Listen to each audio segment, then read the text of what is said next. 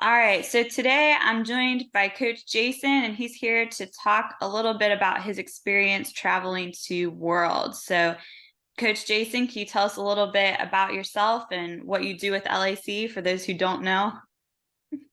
Thanks, Jasmine. Yeah, I'm the head coach of Lakeside Aquatic Club. I've been here since 2008. Started out as an age group coach, was the head age group coach in Keller, and moved my way up to become head coach in 2011.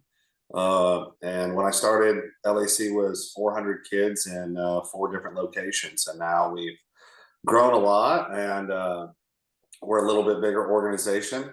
And I've had the opportunity to lead this program the last 12 years. So excited about that. Awesome. Yeah, we've grown a lot from 400. I didn't realize that it's like one site now. Yes. So, can you tell us a little bit about, what you've been up to lately, what you've been doing this season so far? Yeah. Started out this year or this summer. We went to nationals in Indianapolis. That was the selection meet for USA Swimming to make the Junior Worlds roster.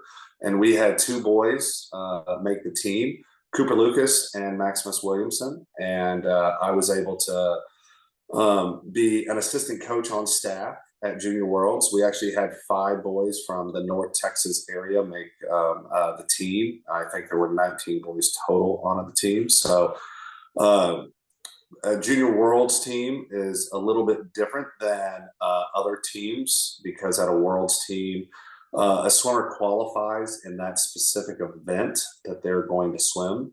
And Cooper qualified for four events and Maximus qualified for three events. And then they had opportunities to swim relays. So I was one of the assistant coaches on the men's side, but I did get to coach both the girls and the boys while I was there at Junior Worlds. Junior Worlds was at Isreal, was in Netanya, Israel, which is about 45 minutes away from Tel Aviv, which is not necessarily the safest place right now. So we were very happy that we had a great meet and had everybody was safe and good. So it was a very cool experience going there. And being a part of that, I got to go to a few weeks later, got to go to Denver, Colorado, and meet with the CEO of USA Swimming, and we had a USA Swimming Roundtable CEO Roundtable group, which has been a working group that we've been working with the higher level people at USA Swimming and to talk to them about the club perspective and kind of what the needs and wants and areas that they can help support us as club coaches as well as club teams. So we got to do a workshop for a day and a half up there, which was very helpful. And we got some good time to kind of explain from a club aspect what some of our strengths and weaknesses and opportunities and threats are for our team and our LSC and how things and some new programs that USA Swimming is rolling out. That's awesome. So, you said how Israel isn't the safest place right now. I just had a thought. Did that add to the pressure of the meet that the athletes were experiencing at all? Um, that meet is a very unique meet. We have the best 18 and under swimmers in the world competing against each other, as well as swimmers from around the world competing. So we had a number of different swimmers from different countries, and so in certain countries, swimming is very, very, very fast. In other countries, they're not as fast. So it was very neat to see the diversity of swimmers at the Junior Worlds meet. And that also was some of the made the meet kind of different and interesting for our kids. one of the things that we are very used to is kind of the protocols and the procedures that we have here at a normal USA swimming meet, and kind of the safeguards that we have, anything from safe sport things to specific warm-up controls and warm-up management. They don't really have those things at a Junior Worlds. We had a number of swimmers, doing one-way dive starts that everybody's going in one direction, and another country decided just to swim the other direction. So it was a very interesting experience. I'll give an example of Maximus Williamson in the finals for the 200 IM. We were doing some pacing, getting him ready for his race, and we didn't do any backstroke pacing for the 200 IM, which is one of the 4 strokes, and basically because the warm-up pool was not as safe as I wanted it to be, so he needed to see where he was going. So we were going to do butterfly, breaststroke, and freestyle strokes, and we didn't pace that. So, I think some of the most interesting thing about that meet was these kids, some of the top kids in the world, are performing at their highest level in the most uncomfortable situations. And, to see, you think kids who go to these high level meets it's everything's kind of based for them to perform well. And that's really not the case. I mean, we had to travel by bus to get there, and depending on the traffic, that could be anywhere between 20 minutes to an hour and 15 minutes there, and then same thing back. So traveling back and forth, you have to work with other delegations. We were not the only people in our hotel staying who were competing in the meet. So we had 3 or 4 buses that we had to get on, and if you didn't make the bus, you had to wait around, and maybe you didn't get as much warm up or cool down as you needed to. And so the hardships of the meet, I think, were something that I really took to heart and brought back to our club, and really talked to our coaches about making sure that our kids are prepared for meets like this. I feel like we do a really good job as a club of doing our team travel for our 11 to 14-year-olds, where we take a group of kids on a plane somewhere outside the state of Texas, and get them on a plane and have them go compete, and see what that's like to not be around your parents, not have your comfortable necessities that you would normally have. When we're on a team trip, when we were at Junior Worlds, one example was, we had food provided by the hotel. Well, Israel has kosher meals, and so we didn't have the normal breakfast, lunch, and dinner that our kids were comfortable with. Now, there were a number of dishes they had chicken nuggets or chicken tenders at every single meal. But one of the things that you don't think about when you go to I think we were away for 13 days or 12 days, is, we kind of had the same food over and over and over. Now, it was good, fresh. The hotel did a great job, but it was like Groundhog's Day every day. It was the same thing all the time. And, towards about the 6th or 7th day, the kids are like, okay, I got to still deal with this. But those are some of the hardships that you think of that you really don't think about prior to going to a meet like that. I know when kids go to the Olympic Games, they have an Olympic Village, and there's a lot of different food opportunities, but it's just like when you go anywhere to a cafeteria, after a while it gets kind of stale. But those were just some examples that I feel like we try to uh, replicate with some of our travel meets. And I really felt, Cooper and Maximus were well prepared for that walking in, and performed very, very well while they were there. It's interesting you bring up the food thing because that was the one thing that Sue really talked about when I asked her about her experience at the Olympics. Is she said the food was one of the hardest things to get around. And I said, "Didn't you compete in Beijing?" And she said, "Yeah, but they bust the food in from America." And she was like, "And I wasn't used to it." So I think that is something that we don't consider a lot in preparing athletes for things like that. So, but speaking of that, how was the preparation ahead of time, both for the training and the travel aspect of it? As far as the training is concerned, I mean, we looked at how they performed at nationals, and we used summer junior nationals as a kind of a test meet, practice meet to kind of prepare them to go into junior worlds. And so those meets were about 3 to 4 weeks apart. I thought the kids did very well.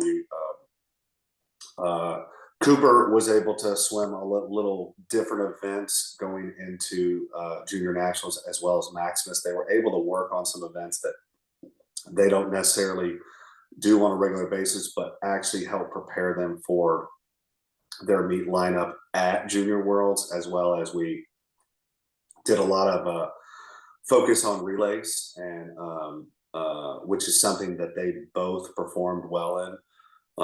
And so that was our big focus at juniors, and we were able to break a few national age group records, which was even cooler. But in the process, but it was, the training, we got a lot more specific as we got into from junior nationals to junior worlds. But again, the hard part with the training was we had long course for about a week and a half and 2 weeks, and then we had to train short course the week prior going into junior worlds because school started, and the high school programs were practicing there too. So we got one day of long course, which was a little bit different than what we got during the summertime. So I thought the kids did a great job of adapting to, no matter the training course that we had, they still swam really, really well. So we did. I thought we prepared well. As far as the preparation for the flight and everything, that's a whole different monster. When we were at the national junior team camp, we had Dr. Richard Wilbur, who was a person who's at the US OPC, or at the Olympic Training Center, and uh, he went over basically how to sleep and change your body to where you're ready to go 3 days after we showed up. So, anytime we travel to a meet on a plane and we go to a different time zone, we try to go one day prior per time zone. Well, that's not going to happen when you're traveling 8 different time zones away. And so basically, he mapped out exactly what we were supposed to do when we were supposed to sleep on the plane. And basically, we flew from Dallas to Newark and met the rest of the team there. And then from Newark, we flew straight to Tel Aviv, which was like a 12-hour flight or something along those lines. And so, after the first couple hours, we had to stay awake up until that point. Then we had to try to sleep, and you wanted to sleep for 5 to 6 hours. And then we showed up in Tel Aviv. We didn't swim that day. Everybody tried to sleep the next day, and then we had doubles the next 3 days, and then we started to compete that on the fourth day. So the time change was hard, and having the kids be able to train or practice throughout those 3 days, you could definitely tell. The first day, everybody was excited. The second day, the time change hit them pretty hard. And by the third day, most people had adapted pretty well. Um, so that was something that I did not understand how in depth the national team and these higher level swimmers have to prepare themselves prior to just getting to the swimming. Yeah, it's crazy, like the small details. So you said tried to sleep. Was anyone able to to do it? Yeah, I think most of us slept. It really helped because it was an overnight flight. So we flew out, I want to say at Newark at like 11 p.m. So, I mean, they prepared us. They told us what to bring, earplugs, sleep masks, pillows, different things like that. I thought most of the kids did a pretty good job of sleeping at least 4 to 5 hours on a plane. I don't think we really had too many people who didn't sleep at all. But I mean, we are flying coach. We're not flying first class, Yeah. and so. Um, but it was a really cool experience, and the kids I thought did a very good job of adapting to any of the situations that were thrown at them, to be pliable enough to just kind of roll with the punches, but also be focused enough and be on your game is something that was really cool to watch and be a part of. It is interesting that, the things that affect performance the most at meets like that tends not to be anything in the water. It's usually like the food and the travel and things you wouldn't expect to prepare for. So yeah, that's cool to hear. So if you were to go again, would you do anything differently in your preparation? Um, sure, I would definitely understand what the warm up cool down pool is like a little bit more, just the chaos of warm up, and then just the how to prepare yourself once you get home from prelims going into finals. I thought Cooper and Maximus did a really good job of resting when they were supposed to rest, and but I definitely think knowing about the sleep and somebody telling you something is beneficial, and then experience it, you kind of look at all the little details that, hey, we should have done this a little bit better. We could have done this a little bit better. So I thought we did a good job with all the broad strokes, but I definitely think moving forward, there are some small details we could have been a little bit better at. So what advice would you give a swimmer or a coach going to this meet for the first time? Well, this meet for the first time, I would definitely say really enjoy and take in the entire experience. Being able to represent your country and have that flag on your cap is something very special. And you need to take that honor, and no matter how well you swim, and enjoy that process. Um, uh, the other thing would be that um, you need to have a good plan of how to um, race throughout the meet. And what I mean by that is we had swimmers who did not race until 6 days into the meet or 5 days into the meet. So, a lot of kids, we had kids performing throughout the entire meet. So some kids only perform the first day, or maybe perform throughout the meet. So being able to stay focused. And I think the biggest thing that I would tell people is how to handle drug testing. And what I mean by that is like, so usually you get drug tested in the finals. And so what's your preparation that's going to be like?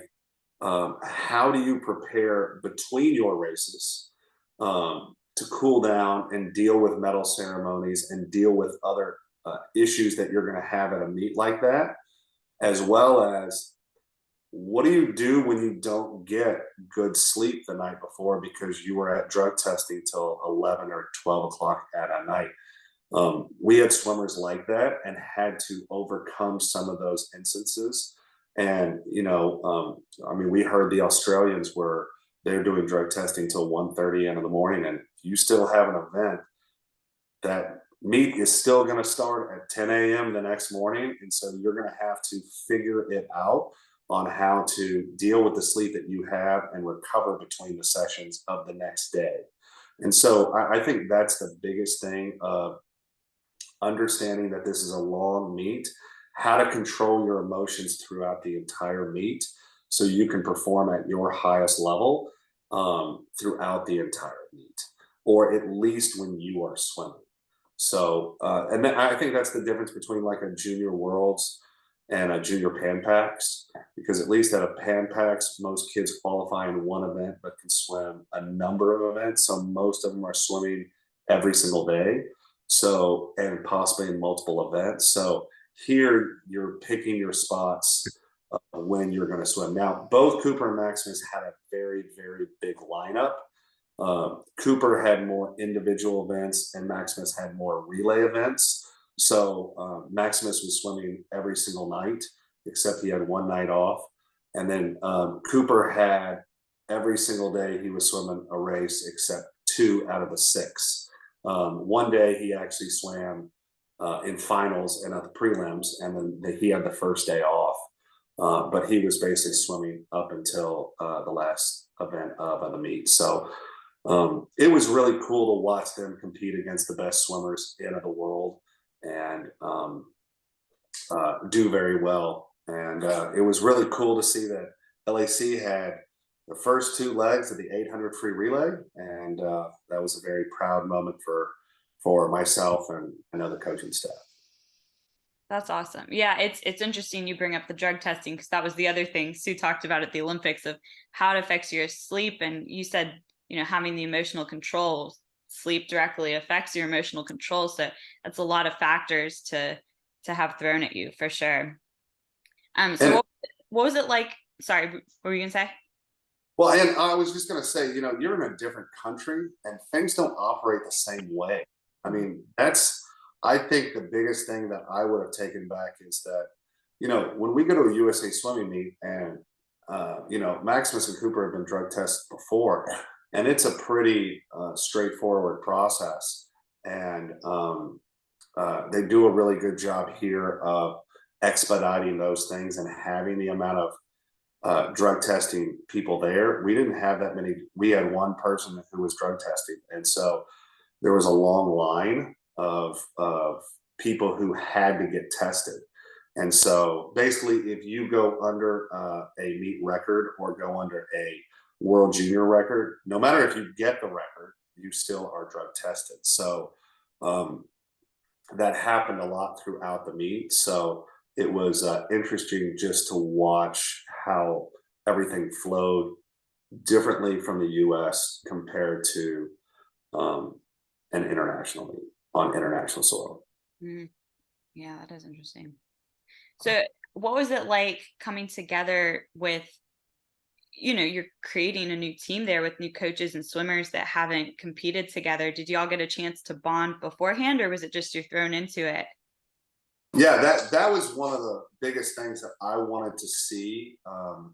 I put kids on international teams before, and I remember my first one, Lauren Pitzer, came back from Junior Worlds in Singapore and was like, "Oh my gosh, I didn't know any of these people," and we came together, and the culture was just amazing. Everybody was pulling for each other, and I do feel like when you go to a meet like this, it's a lot easier to get everybody focused because you're representing your country.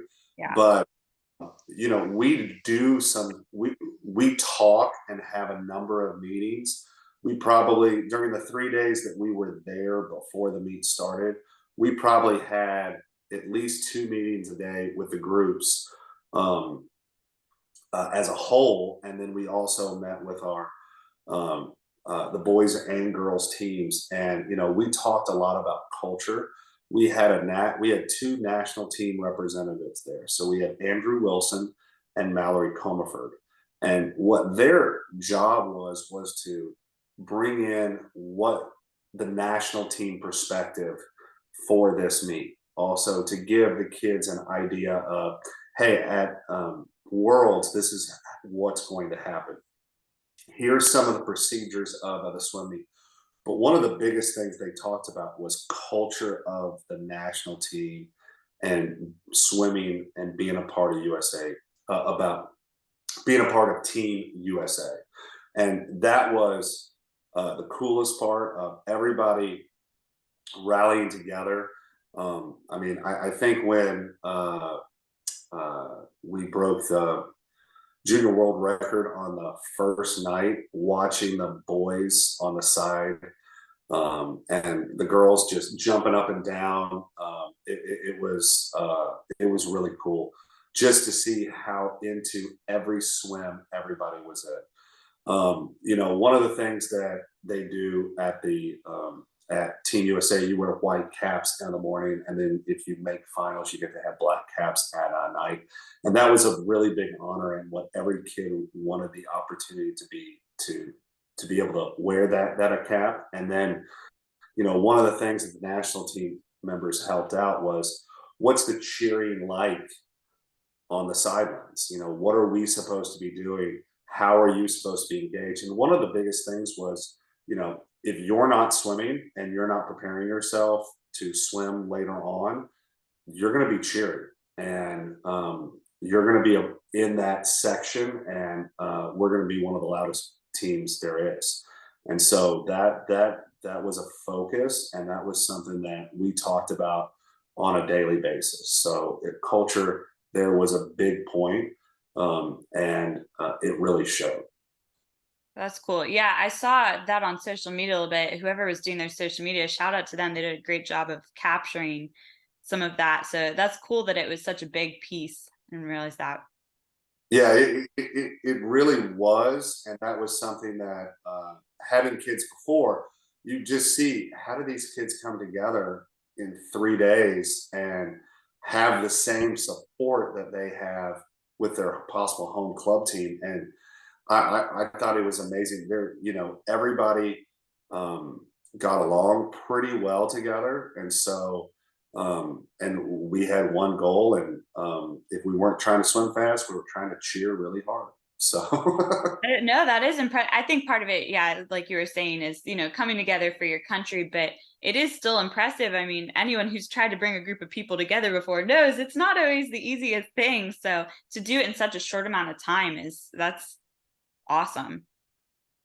So what was the coolest thing that you got to see at the meet overall? oh, coolest thing I got to see at the meet. Or I guess I'll say the trip. It doesn't necessarily have to be the meet. Okay, well, we didn't get to do anything. Okay, so While then we probably the meet. literally basically went from the hotel to the pool to the hotel. Um, we did get to go walk around a little bit on the beach in the mornings, but uh, I mean, definitely seeing Maximus be a part of the junior world record relay was one of the coolest parts of the meet, and it started us off the first night. And then definitely seeing Cooper and Maximus win a gold medal and swim super fast in the 800 free relay and win that was awesome. And then I would say Maximus's 100 freestyle at the end, just being able to perform at a high level in individual races. And, you know, the coolest part was our kids swam so well. They got to swim at night in pretty much all their events. I mean, it was really a great swim meet for LAC kids as well as the USA swimming team. That's awesome. So coming out of that, what was the recovery process like? Boy, that time change is real. um, as far as Cooper and Maximus, they took a few weeks off. Cooper took a couple weeks off. Maximus did some recruiting trips and did those things during that time. So they definitely needed a few weeks off. And especially the jet lag coming home was a little rough. I took a few days off. I went to go see my favorite band, Pearl Jam, and But I still did some work, and I did not have to go back to practice right away, which was good. But Just that really quite sounds like time off. Maybe the Pearl Jam concert, but recruiting trips and coming back to meetings. yeah, there wasn't much time off. Everybody's already in the full swing of things, and it was time to get back to the grind with the rest of the group. And so, there's no really rest for the weary. So, but it was those two needed a little bit of a rest, and I got a little bit of time away. But I will have to say that anybody traveling internationally, that jet lag's for real. So. Yeah, you gotta set aside some time for that for sure. What were you saying? The 8 days? Yeah, I think it was at least 5 or 6 days until we got back, and it was like, wow, okay, I'm starting to feel normal. But Yeah. very interesting trip. Glad we got the opportunity to do that. Glad we traveled when we did, and no one was in harm's way. So excited to see what the next chapter is for our team moving forward with that. So that's what I was gonna say. We're running out of time, but before we go, what's the next thing that you're looking forward to? Our big next thing is junior nationals going into. We're going to be going to Chicago to Westmont, and we got about 35 kids so far qualified for that meet. In 2 weeks, we have our fall classic meet, which is kind of our big prelim final meet in the fall, and that's going to be kind of a test meet for some of our kids going into juniors. And so excited to see what we can do at juniors, and then after that, a lot of it's focused on long course training, and we have 3 Olympic trials qualifiers, and we'll after juniors, the focus is on getting more Olympic trials qualifiers and those people who are qualified for Olympic trials to get them prepared for that meet in June, and to see how well we can do there. Yeah, and I think now you kind of have some more things to kind of help those kids prepare because the Olympics are right after that. So looking at kind of both of those together of, you know, those little details that really do make a difference. Yeah, especially at the national level when you're competing against the world's best and the US's best, you're going to have to be on your game at every little detail to make sure that you have your best swims. And that's our biggest focus, because going to a meet like Olympic trials is number one, it's a 10-day meet, which, I mean, junior nationals is a 5-day meet, nationals is a 5-day meet. 10 days is a totally different animal. And so that's the one thing learning from junior worlds is just a longer meet format. You've got to be able to be resilient while you're there at the meet, but you're also got to kind of control your emotions. And so we're going to be working on all those things and learning and being able to manage all the different swims. And so that's something that is the big focus for this upcoming year. Awesome. Well, thank you so much for taking the time to come on here and tell us a little bit about that. It was really interesting to hear about. Well, awesome. Well, thanks very much, Jasmine. Hope to see you soon and come on one of these in the future. For sure.